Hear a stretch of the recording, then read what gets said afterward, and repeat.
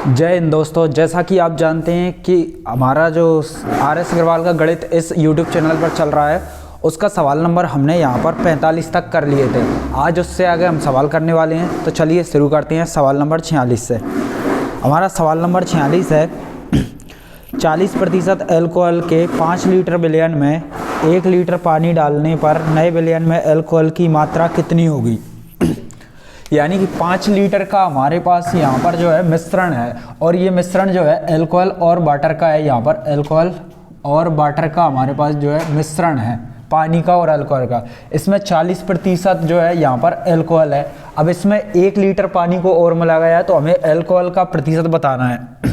5 litre का अगर मैं 40% निकालूँ यहाँ पर, तो 5 लीटर का जो 40% होगा यहाँ पर 5 दूनी 10 और ये 2 दूनी 4, तो 5 लीटर का जो 40% होगा वो यहाँ पर 2 लीटर होगा। यानी कि 5 लीटर के विलयन में अल्कोहल की मात्रा जो है वो 2 लीटर की है।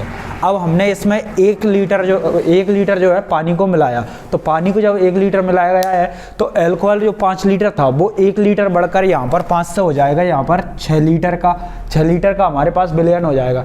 चूंकि हमने यहाँ पर वाटर को मिलाया है, पानी को मिलाया है, अल्कोहल को मिलाया नहीं, तो अल्कोहल पहले भी 2 लीटर था, अब भी 2 लीटर होगा। हमें केवल इसका परसेंटेज बताना है नए विलयन में, यानी कि ये 6 लीटर में 2 का प्रतिशत निकालना है, और प्रतिशत निकालने के लिए हम इंटू 100 करते हैं और प्रतिशत का साइन लगाते हैं। अगर मैं इसको काटूं तो ये कट जाएगा, 1/3 हो जाएगा, यानी कि ये आ जाएगा 100/3%, और इसी को हम लिखते हैं 33 सही 1/3%। ये हमारी परसेंटेज वैल्यू होगी, ये हमारा आंसर होगा। अगला जो सवाल है हमारा सवाल नंबर 47 50% अल्कोहल की मात्रा वाले 9 ग्राम शेविंग लोशन में कितने ग्राम पानी मिलाए जाए कि लोशन में अल्कोहल की मात्रा 30% हो जाए।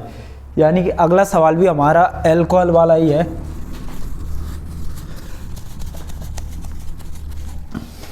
सवाल में दिया है कि 50% अल्कोहल की मात्रा वाले 9 ग्राम शेविंग लोशन में, यहाँ पर जो शेविंग लोशन है वो यहाँ पर 9 ग्राम का है, यानी 9 ग्राम के शेविंग लोशन में आपको अल्कोहल की मात्रा है और इसमें भी जो है वाटर की मात्रा है, पानी की मात्रा है। ये 2 चीज़ों से मिलकर ये जो है शेविंग लोशन बना हुआ है। उसके बाद इसमें जो है 50% अल्कोहल है, यानी 50% यहाँ पर अल्कोहल है। अगर 50% अल्कोहल है तो हर एक वस्तु अपने आप में 100% होती है, यानी कि वाटर का प्रतिशत भी इसमें 50 ही होगा, वाटर का प्रतिशत भी इसमें 50 ही होगा। अगर मैं इन दोनों का यहाँ पर रेशियो ले लूँ तो ये प्रतिशत से प्रतिशत कटेगा और 50 से 50 कटेगा, यानी कि रेशियो आएगा 1:1। ये हमारा पहले का रेशियो है। अब इसमें हमने जो है वाटर को मिलाया, हमने कितने वाटर को मिलाया तो वो हमें निकालना है। उसके बाद दिया है कि ताकि अल्कोहल की मात्रा इसमें 30% रह जाए। अगर अल्कोहल की मात्रा 30% की रहेगी तो आप बताइए कि वाटर की मात्रा कितनी रहेगी, तो आप कहेंगे वो 70% की वाटर की मात्रा रहेगी, क्योंकि हर चीज़ अपने आप में 100% होती है। अब हमने अभी देखा नहीं कि वाटर कितना मिलाया, हमने देखा कि 30% तो अगर अल्कोहल होगा तो इसमें 70% जो है पानी रहेगा। अगर इनका अनुपात ले लिया जाए तो प्रतिशत से प्रतिशत कटेगा और 0 से यहाँ पर 0 कटेगी, यानी कि अनुपात आएगा 3:7। यहाँ पर 3:7 आएगा। चूंकि हमने पानी को मिलाया है, अल्कोहल पहले अगर 1 यूनिट था तो अल्कोहल अब भी 1 यूनिट ही होना चाहिए था, लेकिन अल्कोहल अब बढ़कर 3 यूनिट हो गया, यानी इसको भी हमें समान करना पड़ेगा, क्योंकि अल्कोहल को हमने बदला नहीं है, केवल पानी को बदला है। तो ऊपर वाले जो अनुपात है उसमें हम 3 का मल्टीप्लाई कर सकते हैं, यानी कि जो ऊपर का अनुपात बनेगा वो बनेगा 3:3 और नीचे वाला बनेगा 3:7। अब यहाँ पर सही है, अल्कोहल को हमने अपरिवर्तित रखा है और वाटर की मात्रा यहाँ पर बढ़ चुकी है, तो वाटर की मात्रा यहाँ पर बढ़ी है 4 यूनिट की, यहाँ पर 4 यूनिट की वाटर की मात्रा बढ़ी है, जबकि हमें इसी 4 यूनिट का मान ही यहाँ पर निकालना है। 4 यूनिट का मान हमें यहाँ पर निकालना है। अब अगर हम देखें तो शुरुआत में अगर अनुपात के हिसाब से देखें तो जो टोटल जो अल्कोहल और वाटर का मिक्सचर था यहाँ पर 3 और 3 6 यूनिट का था, 6 यूनिट, और इसके हिसाब से सवाल में था 9 ग्राम, यानी 6 यूनिट का मान जो था वो 9 ग्राम का था। हमें निकालना है 4 यूनिट, तो हम 4 यूनिट का मान निकालेंगे, यानी 9 में यहाँ पर 4 का मल्टीप्लाई करेंगे और 6 से डिवाइड कर देंगे, तो ये आ जाएगा 9×36/6, यानी कि 6 ग्राम। 6 ग्राम जो है हमने बाद में पानी को मिलाया होगा, ये हमारा आंसर होगा। उसके बाद सवाल नंबर 48 को देखते हैं। सवाल नंबर 48 है, सेब के मूल्य में 25% की कमी होने पर एक ग्राहक को 240 रुपये में 2 किलोग्राम अधिक सेब मिलते हैं। घटा हुआ मूल्य प्रति किलोग्राम कितना होगा। यानी कि 240 रुपये में जो है 2 किलोग्राम सेब अधिक मिलते हैं यदि उनके मूल्य में 25% की कमी हो जाती है। तो हमें घटा हुआ मूल्य बताना है, यानी वर्तमान जो मूल्य है अभी वो बताना है। यहाँ पर जो सेबों के मूल्य में कमी हुई है वो 25% की हुई है। 25% का मतलब ही होता है यहाँ पर 1/4, इसकी यहाँ पर कमी हो गई। अब 240 रुपये में पहले कुछ सेब आते थे और 25% कम होने की वजह से 240 में जो है 2 किलोग्राम सेब और एक्स्ट्रा आने लगे। अगर हम वो 2 किलोग्राम सेब एक्स्ट्रा ना लें तो अब हमें कितना मूल्य चुकाना पड़ेगा? तो आप कहेंगे हमें जो मूल्य चुकाना पड़ेगा वो 240 का 25% कम चुकाना पड़ेगा। यानी 240 का 25% होता है यहाँ पर 25 और ये 5 दूनी 10 और 2 से ये कटेंगे 12, यानी कि 12 पंजे 60 रुपये। यानी 240 का 25% होता है 60 रुपये। हम ये 60 रुपये अब एक्स्ट्रा दे रहे हैं और ये 60 रुपये एक्स्ट्रा देने की वजह से जो हमारे पास जो सेब आ रहे हैं वो यहाँ पर 2 kg यहाँ पर सेब एक्स्ट्रा में आ रहे हैं। हमें निकालना है घटा हुआ मूल्य यानी 1 kg यानी प्रति किलोग्राम पर। तो दोनों साइड से अगर मैं 2 से डिवाइड कर दूं तो यहाँ पर जो है 30 रुपये आएगा मूल्य 1 किलोग्राम का, यानी घटा हुआ जो मूल्य है वो 30 रुपये प्रति किलोग्राम होगा। ये हमारा आंसर होगा। उसके बाद सवाल नंबर यहाँ पर 49 है, परीक्षा वाला है। एक परीक्षा में उत्तीर्ण होने के लिए 35% अंक लेने होते हैं। एक अभ्यर्थी को 40 अंक मिले तथा वह 30 अंकों से अनुत्तीर्ण ही रह गया। परीक्षा के अधिकतम अंक ज्ञात कीजिए।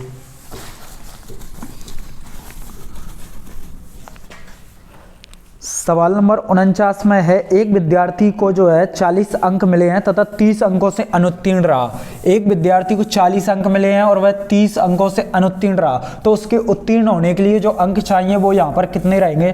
तो 40 और 30 यहाँ पर जो उत्तीर्ण होने के लिए अंक चाहिए वो 70 अंक चाहिए होते हैं। लेकिन अगर हम प्रतिशत के हिसाब से देंगे तो सवाल में लिखा है कि 35% होता है। 35% की वैल्यू अगर यहाँ पर 70 अंक के बराबर है तो यहाँ पर हमें निकालना है अधिकतम अंक, यानी कि 100% का मान निकालना है। 35 का मान 70 है तो 1 का मान आएगा 2 और 100 का मान आएगा यहाँ पर 200 अंक। ये हमारा आंसर होगा। उसके बाद सवाल नंबर यहाँ पर 50 है, एक परीक्षा में लड़कियों तथा लड़कों के लिए उत्तीर्ण प्रतिशतता क्रमशः 35 तथा 40% है। एक लड़के ने 483 अंक प्राप्त किए और वह 117 अंकों से अनुत्तीर्ण रहा। लड़कियों के लिए न्यूनतम उत्तीर्ण अंक कितने हैं? हमारा यहाँ पर सवाल नंबर 50 है। सवाल नंबर 50 है, एक परीक्षा में जो गर्ल्स एंड बॉयज़ हैं इनके लिए उत्तीर्ण यानी पासिंग जो मार्क हैं वो अलग अलग हैं। गर्ल्स के लिए यहाँ पर पासिंग मार्क 35% है यानी 35% है, जबकि बॉयज़ के लिए जो पासिंग मार्क है यहाँ पर 40% है। अब एक लड़का है B1 मान लो, इसके जो है कितने 483 नंबर आए हैं, यानी 483 मार्क आए हैं और ये जो है 117 से अनुत्तीर्ण रहा, यानी 483 में अगर मैं 117 को जोड़ दूं तो वह लड़का पास हो जाएगा। अगर 483 और 117 को ऐड करेंगे तो ये यहाँ पर आएंगे 600 अंक, यानी 600 अंक जो है लड़कों के पास होने के लिए नंबर चाहिए। जबकि प्रतिशत के हिसाब से कितना चाहिए? 40%, यानी कि यहाँ पर जो 40% का मान है वही यहाँ पर 600 अंक के बराबर है। अब हमें निकालना है कि गर्ल्स के लिए जो न्यूनतम उत्तीर्ण यानी पासिंग जो परसेंटेज है वो कितनी है, केवल ये निकालना है, परसेंटेज नहीं, यहाँ पर मार्क्स निकालना है। अगर 40% का मान 600 है तो पहले यहाँ पर 100% का मान निकालिए। 100% का मान यानी कि 0 से 0 चला जाएगा और ये 4 से जाएगा 15 बार में, यानी 1% का मान 15 अंक होगा। तो 100% का जो मान होगा वो यहाँ पर 1500 अंक रहेगा। 100% का मान 1500 है। हमें निकालना है गर्ल्स के लिए पासिंग मार्क कितनी है। अगर 1500 पूर्णांक है हमारा तो उसमें से 35% पर लड़कियां जो है पास हो जाएंगी, यानी हमें 1500 का 35% निकालना है। तो 1500 का 35% जो यहाँ पर होगा 35/100, ये 2 जीरो से यहाँ पर 2 जीरो चली जाएंगी। 15 × 35 करेंगे यहाँ पर, तो यहाँ पर 15 × 5 = 75 हासिल का 7, 15 × 3 = 45 और 7 यहाँ पर हो जाएंगे 52, यानी 525 जो होगा वो हमारा आंसर होगा। यहाँ पर सवाल नंबर 51 को देखते हैं। सवाल नंबर 51 है, किसी परीक्षा में 5% अभ्यर्थी अयोग्य घोषित हुए तथा योग्य अभ्यर्थियों में से 85% अभ्यर्थी सामान्य वर्ग के थे। यदि 4275 योग्य अभ्यर्थी अन्य वर्गों से हों तो कुल कितने अभ्यर्थियों ने आवेदन किया?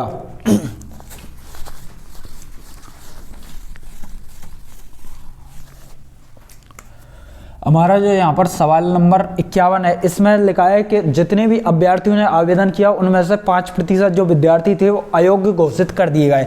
मैंने मान लिया यहाँ पर, माना यहाँ पर कि जो टोटल विद्यार्थी थे वो 100 थे। यहाँ पर टोटल जो विद्यार्थी थे वो यहाँ पर 100 थे। इनमें से जो 5% है, यानी 5 विद्यार्थी, 100 का 5% 5 ही होता है, यानी 5 विद्यार्थी जो है यहाँ पर अयोग्य घोषित कर दिए गए। बाकी के जो रिमेनिंग बचे यहाँ पर जो बचेंगे यहाँ पर 95। तो जो 95 विद्यार्थी थे वो योग्य थे। अब ये जो योग्य विद्यार्थी हैं यहाँ पर, इनका भी यहाँ पर जो 85% विद्यार्थी हैं यहाँ पर 85% विद्यार्थी जो है सामान्य वर्ग के थे। यहाँ पर जो 95 का भी 85% जो विद्यार्थी थे वो सामान्य वर्ग के थे, यानी कि ये जो है सामान्य वर्ग के थे। जबकि यहाँ पर जो रिमेनिंग बचा, अगर 95 का 85% सामान्य वर्ग के थे तो अन्य वर्ग के जो बचे होंगे वो यहाँ पर 15% बचे होंगे, यानी 15% जो थे वो अन्य वर्ग के थे यहाँ पर जो विद्यार्थी थे। अब इसी 15% की वैल्यू सवाल में दी है 4200, यहाँ पर है 4275, यानी कि 15% जो विद्यार्थी हैं इन्हीं का मान दिया है आपको 4275। यहाँ पर आपको निकालना है 95 का मान। 95 ये यूनिट में है, प्रतिशत में नहीं। अगर प्रतिशत की बात करें तो ये 95 अपने आप में 85 और 15 100% के बराबर होगा। यानी अगर मैं यहाँ से 15 की प्रतिशत की जगह 100% का मान यहाँ पर निकालूं, 100% का मान, तो वो एक्चुअल में 95 का मान आएगा। यानी कि इसको 15 से काट लो तो 15 कम 15, 15 दूनी 30, यहाँ पर 12 बचेगा। उसके बाद 15 अट्ठे 120 और 15 यानी 285। 1% का मान 285 होगा तो 100% का मान होगा यहाँ पर 28,500। 100% का मान होगा 28,500। चूंकि यहाँ पर 100% मिलके 95 यूनिट बना रहे हैं, यानी कि ये 100% का जो मान है वो यहाँ पर 95 यूनिट का ही मान है 28,500। हमें निकालना है, अगर 95 यूनिट का मान ये है तो हमें निकालना है 100 यूनिट का मान, यानी कितने विद्यार्थियों ने आवेदन किया। तो यहाँ पर अगर हम 100 यूनिट का मान निकालें तो उसके लिए सबसे पहले 1 यूनिट का मान निकालिए। ये 95 से चला जाएगा, 95 से 3 बार में चला जाएगा, यानी कि ये 300 होगा, ये 00। उसके बाद ये 1 यूनिट का मान है, हमें निकालना है 100 यूनिट का मान, तो 2 जीरो लगाइए, यानी कि 30,000 जो विद्यार्थी थे, 30,000 विद्यार्थियों ने यहाँ पर जो है आवेदन किया था। ये हमारा आंसर हो जाएगा। उसके बाद सवाल नंबर 52 को देखिए। यहाँ पर सवाल नंबर 52 है, एक परीक्षार्थी ने 30 अंक प्राप्त किए तथा वह 108 अंकों से अनुत्तीर्ण रहा। दूसरे परीक्षार्थी ने 52% अंक प्राप्त किए जो उत्तीर्ण होने के लिए आवश्यक अंकों से 24 अधिक हैं। उत्तीर्ण होने के लिए कम से कम कितने प्रतिशत चाहिए, ये हमें निकालना है।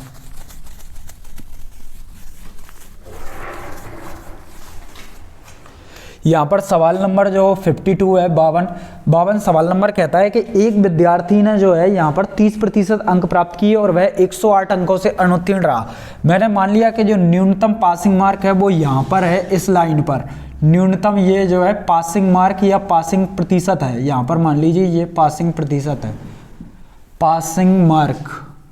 उसके बाद एक विद्यार्थी है जो इस तक नहीं पहुंच पाया, एक विद्यार्थी इधर ही रह गया, यानी कि उसने जो है यहाँ तक प्राप्त किए जो कि उसके प्रतिशत में 30% थे। एक विद्यार्थी ने 30% अंक प्राप्त किए और वह 108 अंकों से अनुत्तीर्ण रहा, यानी कि वो अगर इस गैप के दौरान यहाँ पर 108 अंक और पा लेता तो वो पास हो जाता। एक अन्य विद्यार्थी है, अन्य विद्यार्थी ने जो है 52% अंक प्राप्त किए जो कि उत्तीर्ण अंकों से 24 अधिक थे, यानी कि एक अन्य विद्यार्थी है, इसने पासिंग मार्क से भी 24 अंक अधिक प्राप्त किए और उसका जो प्रतिशत रहा है यहाँ पर जो है 52% रहा। आपको निकालना है कि जो न्यूनतम पासिंग परसेंटेज है यहाँ पर वो कितना है। तो सबसे पहले अगर हम यहाँ पर देखें, अंकों की बात करें, यहाँ पर प्रतिशत की बात करें तो 30 और 52 में यहाँ पर जो डिफरेंस है प्रतिशत में, अगर इसकी बात करें तो ये होगा यहाँ पर लगभग 22%। और अगर इसी को हम नंबर में कैलकुलेट करें तो 108 नंबर इधर हैं, 24 नंबर इधर हैं, यानी टोटल जो 22% का जो मान होगा यहाँ पर 132 मार्क्स के बराबर होगा, यानी 132 अंक के बराबर होगा। अब चूंकि एक विद्यार्थी ने 22 मतलब यहाँ पर जो है 22% का जो मान है वो 132 है, तो यहाँ पर जो है 1% का मान कितना होगा, 1% का मान होगा यहाँ पर 22 से काटेंगे तो ये 22 छक्के यानी कि 6 अंक होंगे। 1% का मान 6 अंक है। हमें निकालना है पहले पूर्णांक, तो पूर्णांक जो होता है वो अपने आप में 100% के बराबर होता है, यानी 1% का मान अगर 6 अंक है तो यहाँ पर 100% का मान 600 अंक होगा, यानी 600 अंकों का तो उसका प्रतिशत है। हमें निकालना है कि ये जो पासिंग परसेंटेज है वो कितना है।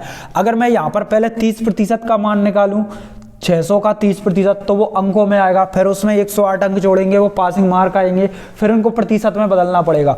उससे अच्छा एक रास्ता है, यहाँ पर देखिए ये 52% है और ये 24 अंक हैं, 24 अंक पासिंग मार्क से अधिक हैं। अगर मैं इस 24 अंक का भी प्रतिशत निकाल लूँ यहाँ पर, तो इसको केवल 52 में से माइनस करना पड़ेगा, हमारा डायरेक्ट आंसर परसेंटेज में ही आएगा। तो हमें निकालना है कि ये 24 जो है हमारे पूर्णांक का कितने प्रतिशत है। 24 हमारे पूर्णांक 600 का कितने प्रतिशत है, तो 24/600 करें, यानी इनिशियल वैल्यू 600 है, इसको नीचे और 24 जो है उसको ऊपर। अब इसको प्रतिशत में बदलना है हमें, तो यहाँ पर 100 से मल्टीप्लाई कीजिए और प्रतिशत का साइन लगाइए। इन 2 जीरो से ये 2 जीरो चली जाएंगे और 6 से जाएंगे 24, यानी 4%। यानी कि जो 24 जो हमारे नंबर है वो 4% के बराबर है। ये पासिंग मार्क थे, इससे 24 अंक अधिक बढ़े तब 52% बनी, 24 अंक अधिक बढ़े या 4% अधिक बढ़ी तब 52% बनी। अगर ये 4% बढ़कर 52% हो रही तो पासिंग जो परसेंटेज आएगा वो इसमें से -4% होकर आएगा, यानी कि जो पासिंग परसेंटेज होगा यहाँ पर वो 48% का होगा। ये हमारा आंसर आएगा 48%। उसके बाद अगले सवाल को देखते हैं, सवाल नंबर 53 यानी कि 53।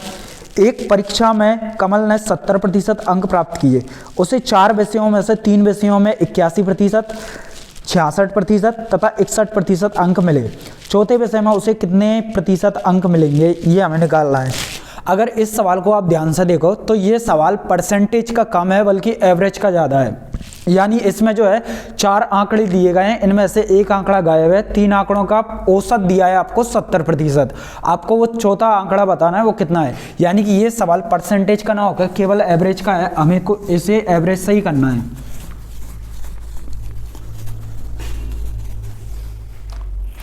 एक परीक्षा में कमल ने 70% अंक प्राप्त किए, यानी कि उसकी जो चार यहाँ पर जो उसकी परसेंटेज है उन सभी का जो एवरेज आया है वो 70 आया है। अब वो 4 परसेंटेज कौन सी है यहाँ पर, तो विषयों में 3 विषयों में क्रमशः 81%, 66% और 61% उसके अंक है। यानी कि 81, 66 और 61 ये उसके अंक है। चौथे विषय का जो परसेंटेज है वो हमें निकालना है, तो वो मैंने यहाँ पर मान लिया x% होगा यहाँ पर। यानी कि आपको ये 4 वैल्यू हैं 81, 66, 61 और x, इन सब का एवरेज निकालना है। तो इन सबको जोड़कर बटे में 4 करिए और ये एवरेज सवाल के अनुसार दिया है 70, तो इसका मान हमें निकालना है। अगर यहाँ पर हम देखें तो या इन तीनों को जोड़ना पड़ेगा, यहाँ पर 6 और 1 7 और 1 यहाँ पर 8 और 14 और 14 और 6 यहाँ पर 20 प्लस में यहाँ पर x। अगर 4 को उधर ले जाएं तो डिवाइड से मल्टीप्लाई होगा, यहाँ पर होगा 7 चौके 28 यानी कि 280। अगर मैं x का मान निकालूं तो 208 उस साइड जाके माइनस हो जाएगा, यानी कि 280 में से 208 गया तो ये आएगा 72, और ये सभी परसेंटेज में तो ही तो 72%। यानी कि उसकी जो चौथा सब्जेक्ट होगा उसका जो प्रतिशत होगा वो यहाँ पर 72% आएगा। उसके बाद सवाल नंबर यहाँ पर 54 है 54। एक परीक्षा में 900 लड़कियां तथा 1100 लड़के बैठे हैं, इनमें से 40% लड़कियां तथा 50% लड़के उत्तीर्ण हुए। कुल कितने प्रतिशत विद्यार्थी अनुत्तीर्ण रहे। एक परीक्षा थी जिसमें तो जो है 900 यहाँ पर लड़कियां यानी कि गर्ल्स की संख्या आपको दी गई है, यहाँ पर जो है 900 है, और जो बॉयज़ है यहाँ पर 1100 है। अगर मैं कुल विद्यार्थियों की बात करूं तो यहाँ पर जो कुल विद्यार्थी आएंगे वे यहाँ पर 2000 यानी कि 2000 विद्यार्थी कुल होंगे। उसके बाद सवाल में लिखा है यहाँ पर जो है उत्तीर्ण जो विद्यार्थी हैं उनमें 40% लड़कियां हैं और 50% लड़के हैं। यानी कि उत्तीर्ण अगर विद्यार्थियों की बात करें, उत्तीर्ण यहाँ पर जो विद्यार्थी हैं वो 40% तो गर्ल्स हैं और 50% यहाँ पर जो है बॉयज़ है। ये इसका उत्तीर्ण का आंकड़ा है। अगर हमें इसके अनुत्तीर्ण वाले चाहिए तो अनुत्तीर्ण वाले के लिए आप परसेंटेज में ही अनुत्तीर्ण बताइए। टोटल जो गर्ल्स थी वो यहाँ पर 900 थी, ये अपने आप में 100% के बराबर होगा। अगर 40% यहाँ पर पास हुई हैं तो फेल का जो परसेंटेज आएगा वो 60% होगा। जबकि अगर लड़कों की बात करें तो 1100 लड़के थे, ये अपने आप में 100% होंगे। यहाँ पर 50% अगर पास हुए हैं तो फेल होने वाले जो लड़के हैं वो उनका प्रतिशत भी यहाँ पर 50 ही होगा। यानी कि हमें 900 का 60% और 1100 का 50% पता करना है। अगर हम यहाँ पर देखें 900 का 60% देखें तो यहाँ पर 2 जीरो जाएगा, यानी 9 चौके 54, ये आएगा 540। उसके बाद अगर हम 1100 का 50% देखें तो 1100 का 50% यहाँ पर जो आएगा बटा में 100, 2 जीरो से ये 2 जीरो और 11 5 55 यानी 550 आएगा। अगर कुल पासिंग विद्यार्थी देखें 540, 900 का 60%, 540 लड़कियां जो है फेल हो गई। उसके बाद 1100 लड़के के आधे यानी 50% तो पास हो गए, 50% फेल हो गए, जो है यहाँ पर 550। अगर कुल विद्यार्थियों की बात करें तो यहाँ पर फेल होने वाले विद्यार्थी जो है यहाँ पर अगर जोड़ के देखें तो 0 0 5 4 यहाँ पर 9 और 5 और 5 10, यानी 1090 जो विद्यार्थी है वो यहाँ पर फेल हो चुके हैं। अब इन्हीं को बताना है प्रतिशत में, तो प्रतिशत में बताने के लिए इस 1090 को ऊपर रखिए और बटे में रखिए टोटल कितने विद्यार्थी हैं। टोटल विद्यार्थी यहाँ पर 2000 हैं, टोटल विद्यार्थी यहाँ पर ये 2000 हैं। इसको प्रतिशत में लिखना है तो इनटू में यहाँ पर 100 कीजिए और प्रतिशत का साइन लगाइए, तो ये यहाँ पर 1 2 और 3, इन 3 जीरो से ये 3 जीरो कट जाएंगे, ये आएगा यहाँ पर 109/2%। और इसी को हम लिख सकते हैं 2 पंजे 10, 54, 54.5%, 54.5% जो विद्यार्थी हैं यहाँ पर फेल हो चुके हैं। उसके बाद इस क्लास का हमारा लास्ट सवाल है यहाँ पर सवाल नंबर 55 यानी 55। एक परीक्षा में 42% अभ्यर्थी गणित में तथा 52% अभ्यर्थी अंग्रेजी में अनुत्तीर्ण हुए।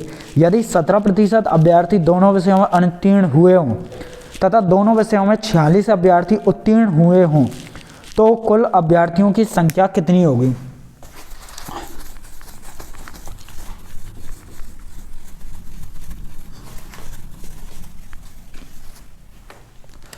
यहाँ पर हमारा सवाल नंबर है 55 यानी 55। ये सवाल जो है हमको जो है बैनारिक से करना है। इस टाइप का अगर कोई भी सवाल आए तो इसको बैनारिक से कीजिए, जिसमें जो है गणित में जो विद्यार्थी हैं वो यहाँ पर 42% हैं और अंग्रेजी में जो है वो 52% है और दोनों में 17% है। यानी बैनारिक ऐसा बनाइए जिसमें कुछ अलग भी हों कुछ कॉमन भी हों। और ये गणित वाले विद्यार्थियों का परसेंटेज, ये इंग्लिश वाले। अब सवाल में क्या दिया है कि दोनों जो विषयों में उत्तीर्ण हुए हैं, यहाँ पर दोनों विषयों में यहाँ पर जो उत्तीर्ण हुए हैं, यहाँ पर जो दोनों विषयों में उत्तीर्ण नहीं, यहाँ पर अनुत्तीर्ण लिखा है। तो यहाँ पर जो दोनों विषयों में अनुत्तीर्ण जो विद्यार्थी हैं उनका जो प्रतिशत है वो 17 है। अगर मैं इस बैनारिक की जगह पर देखूँ तो यहाँ पर जो है दोनों में जो कॉमन एरिया है वो यहाँ पर ये वाला है, यानी कि इस एरिया में जो है 17% विद्यार्थी यहाँ पर हैं, यानी कि 17% विद्यार्थी अनुत्तीर्ण हुए हैं दोनों सब्जेक्ट में। अगर हम केवल गणित की बात करें तो गणित में यहाँ पर जो है 42% अभ्यर्थी अनुत्तीर्ण हुए हैं। अगर गणित में 42% अभ्यर्थी अनुत्तीर्ण हुए हैं तो केवल गणित में कितने विद्यार्थी अनुत्तीर्ण हुए हैं हमें ये निकालना है। कॉमन वाले में 17 है, टोटल इसका 42% है। अगर 17 इधर आ गया तो यहाँ पर जो बचे होंगे वो 25% बचे होंगे, यानी कि 25% विद्यार्थी ऐसे हैं जो केवल गणित में फेल हुए हैं। उसके बाद अगर हम इंग्लिश की बात करें तो इंग्लिश में जो विद्यार्थी फेल हुए हैं अनुत्तीर्ण हुए हैं उनका जो प्रतिशत है यहाँ पर 52% है, यानी इंग्लिश में जो फेल हुए हैं यहाँ पर 52% के विद्यार्थी फेल हुए हैं। हम यहाँ पर केवल अनुत्तीर्ण विद्यार्थियों को देख रहे हैं, अनुत्तीर्ण विद्यार्थियों को 25% विद्यार्थी केवल गणित में फेल हुए हैं, 17% दोनों में फेल हुए हैं। और यहाँ पर अगर हम देखें तो ये 25 और 17 मिलकर 42% मैथ वाले भी आ गए यहाँ पर गणित में फेल होने वाले। अब इंग्लिश की बात करें तो टोटल 52% फेल हुए हैं। अगर 17 यहाँ पर आ ही चुके हैं तो यहाँ पर जो बचे होंगे वो यहाँ पर 35% विद्यार्थी बचे होंगे, यानी 35% जो विद्यार्थी हैं वो ऐसे विद्यार्थी हैं जो केवल इंग्लिश में फेल हुए हैं, 25% केवल गणित में फेल हुए हैं और 17% दोनों में हुए हैं।